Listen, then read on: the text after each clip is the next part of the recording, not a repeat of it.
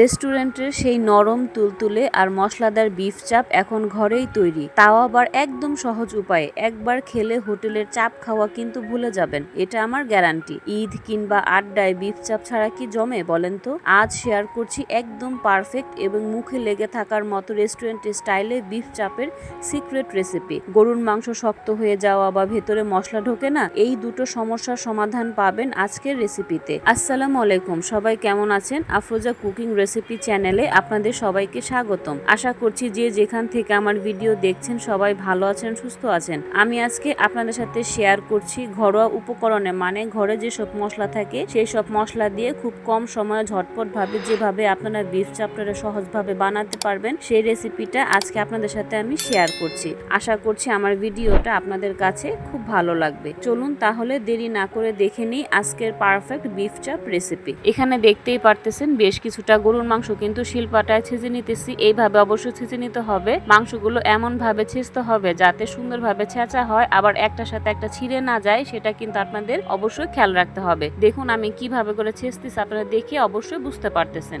এ পর্যায়ে দেখুন সবগুলো মাংস কিন্তু আমার সুন্দরভাবে কিন্তু ছেঁচা হয়ে গেছে। এখন আমি বেশ কিছুটা মশলাপাতি ব্যবহার করব। প্রথমে আমি প্রয়োজন অনুসারে আদা রসুন বাটা দিলাম, তারপর লবণ দিলাম, তারপর সামান্য পরিমাণ টেস্টিং সল্ট দিলাম।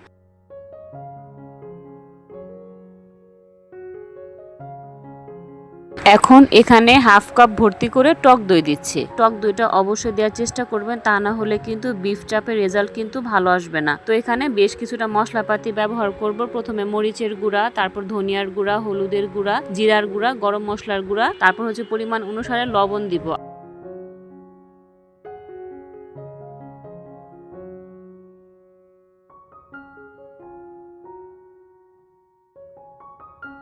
এখানে দেখতে পারতেছেন এখানে ওয়েস্টার সস দিচ্ছি, তারপর সয়া সস দিচ্ছি।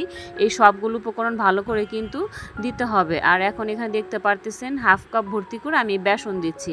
এখানে কিন্তু বেসনের গুঁড়াটা অবশ্যই দেওয়ার চেষ্টা করবেন, তা না হলে কিন্তু টেস্ট ভালো আসবে না।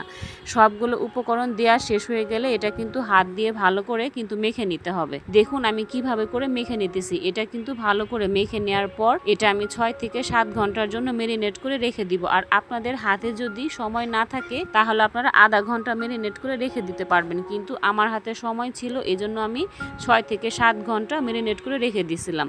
বিফ চাপের আসল ম্যাজিক কিন্তু লুকিয়ে আছে এই মেরিনেশন আর মাংসটা ঠিকঠাক মতো সফট করার ওপর। আমি যেভাবে মশলাগুলো দিয়েছি ঠিক এই পরিমাপে যদি আপনারা ঘরে ট্রাই করেন তাহলে মাংসটা একদম তুলতুলে নরম হবে আর মশলাটাও কিন্তু খুব সুন্দরভাবে ভেতরে কিন্তু ঢুকে যাবে। আপনারা দেখে বুঝতে পারতেছেন আমি কিভাবে করে মাংসগুলো মেখে নিতেছি। ঠিক এইভাবে করে মাংসগুলো মেখে নেবেন, তাহলে আপনাদের বিফ চাপটাও কিন্তু একদম পারফেক্ট হবে।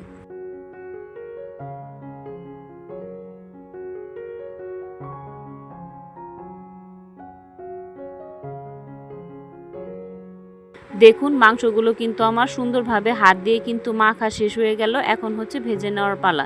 চুলার উপরে আমি একটি ফ্রাই প্যান বসিয়ে সেখানে পর্যাপ্ত পরিমাণ সয়াবিন তেল দিয়ে দিছি। আর এখন অল্প অল্প করে সবগুলো মাংস কিন্তু আমি ভেজে নেব। চাপ ভাজার সময় কিন্তু চুলার জালটা কিন্তু খুব বেশি বাড়ানো যাবে না, তাহলে উপর থেকে কিন্তু পুড়ে যাবে আর ভেতর থেকে কিন্তু কাঁচা থেকে যাবে। মাঝারি আছে একটু সময় নিয়ে ভাজলেই তৈরি হয়ে যাবে একদম পারফেক্ট জুসি বিফ চাপ।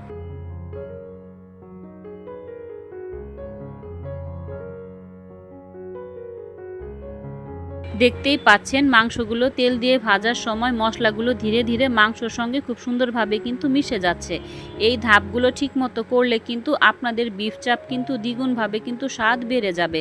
অবশ্যই প্রতিটা স্টেপ আপনারা ফলো করবেন, তাহলে আপনাদের বিফ চাপগুলো কিন্তু একদম পারফেক্ট হবে আর একদম সফট হবে আর ভিতর থেকে কিন্তু একটা জুসি জুসি ভাব কিন্তু অবশ্যই থাকবে।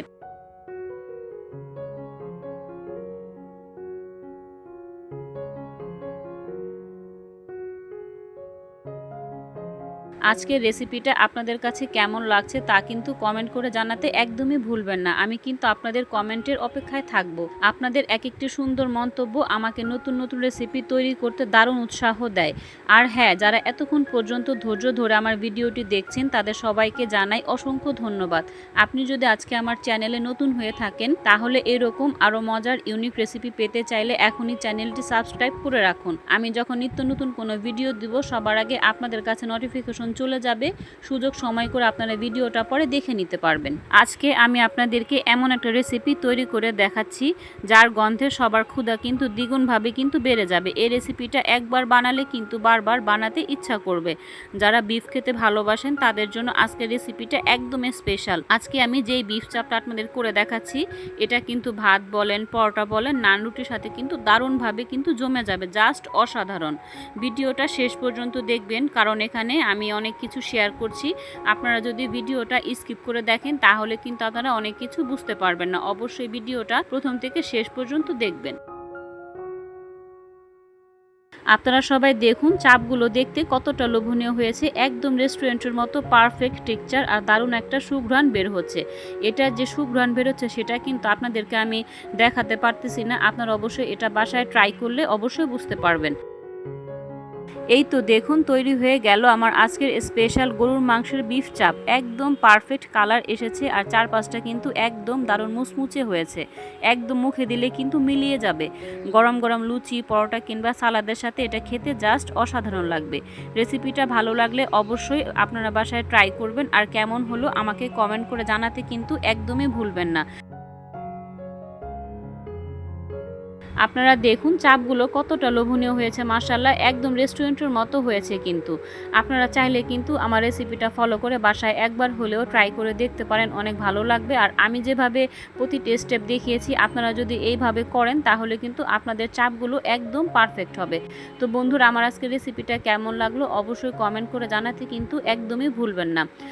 দেখুন এখানে চাপগুলো আমি একটু হাতের আঙ্গুল দিয়ে ভালো করে প্রেস করে দেখাচ্ছি, দেখেন কতটা জুসি হয়েছে, আপনারা দেখে বুঝতে পারতেছেন। আমার মাংসগুলো কিন্তু ভেতর থেকে একদম নরম ছিল আর উপর থেকে কিন্তু একটু মচমচা ছিল, খেতে কিন্তু দারুণ লাগছে, আপনারা দেখে অবশ্যই বুঝতে পারতেছেন। বলতে বলতে আসলে অনেকগুলো কথাই বলে ফেললাম, যদি আমার কথার মাঝে যদি কোনো ভুল থাকে আপনারা অবশ্যই ক্ষমার দৃষ্টিতে দেখবেন। আজকে এ পর্যন্তই, আবার দেখা হবে নতুন কোনো রেসিপিতে। সে পর্যন্ত আপনারা আফরোজা কুকিং রেসিপির সাথেই থাকুন। আপনারা সবাই ভালো থাকবেন, সুস্থ থাকবেন। আসসালামু আলাইকুম।